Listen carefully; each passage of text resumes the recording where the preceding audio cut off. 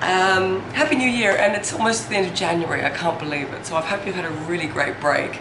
I've had a fantastic time. I haven't left the suburb. I've literally been rolling down to the beach, having early morning swims, playing golf, catching up with friends, playing pool, and it's been really, really lovely. But anyway, 2018, here we are. So I thought I'd give you an update on what's happening with Reno Rookie and my house. The slab was finished at the end of last year. That was a great milestone, and I celebrated by spraying some champagne around because I've never had a concrete slab before.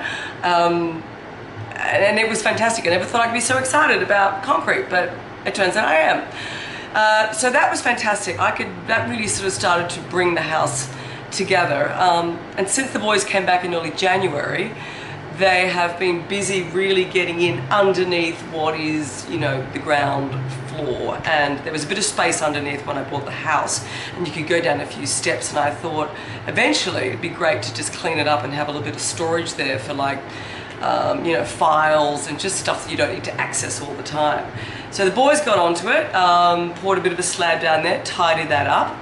And the other thing which is really interesting is I've had to have what they call an OSD tank. That's an off-site detention tank. And that means that when we have these massive storms, all the stormwater system in the area can't take it. It just can't handle it.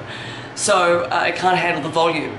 So what they're asking people who have a renovation or a rebuilding is they have to have an OSD tank themselves on the property. So when it comes off the roof, it actually goes into a holding tank, and it sits there until it sort of slowly releases back into the stormwater system. I didn't have that much room around my house to have, you know, a corrugated iron tank or some kind of tank system. So I had to build a tank, a concrete, looked like a swimming pool, for myself. So what I did was, we decided with the builders, which is quite smart, is we've taken up the floor of what's going to be sort of the TV room, and we have built a slab, base of bricks, and a top, and now I've got an entire 6,500 litre holding tank for water, which sits underneath my TV room floor. Can you believe it? You know, it was a cost obviously I didn't see coming, but there is no way around it. I spoke to the private certifier, I spoke to the hydraulics engineer who has to calculate how much water. Doesn't matter, just had to do it. So I had to just suck it up. There's been a couple of shots on that on Instagram, but yeah. So anyway, so the guys, since I've come back, the builders have really been concentrating on getting the underfloor storage sorted, the OSD tank. Now all the floorboards, some of them have been replaced, and we're starting to put down what they call FC sheeting, which is, because I know all this stuff now. FC sheeting is fibre cement sheeting. So been on to James Hutton, and they've got this fantastic fibre cement sheeting which just goes down. It's actually a Sky-On product, which means it's water resistant. So really, really good for really helping me with all the rising damp problems that I had in the house to begin with. So that's what's happened. Big thing next week is big crane action, and my steel roofing arrives. So this is the massive steel beams, and everything has been ordered. All the structural steel arrives for upstairs. So once that is erected, then I suppose we start putting on the roof and start bringing in the doors and the windows. They've all just been confirmed and reordered.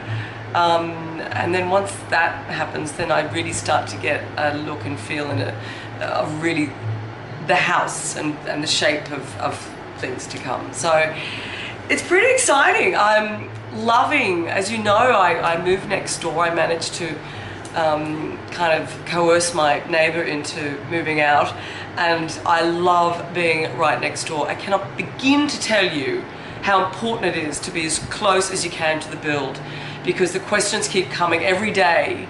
Is like it's like 10-15 questions from the builders, and the little things, the big things, there's just decisions that you have to make. So by being really close to it, it's moving the process along, as opposed to if you're not there and you're not accessible, then those decisions will either be made on your behalf, which could be right or wrong, or it just slows down the process. So as it turns out, I'm a very lucky girl, because I could talk my neighbour into into moving out and letting me move in, which is great. So yeah, so at the moment they're over there and they're putting in all of the service piping for the plumbing, so you can start to see exactly where all those pipes and stuff are going to be and where they're going to come up into the bathrooms and laundries and stuff like that. So it's very, very exciting, and that's my update. Make sure you stay tuned to Balance and of course renovationrookie.com.au, and I'm posting a lot of things on Instagram, and that just gives you a bit of a daily feed. So if you want to see what's going on, feel free to join me and send some comments, let me know what you think. It's very exciting. Cheers.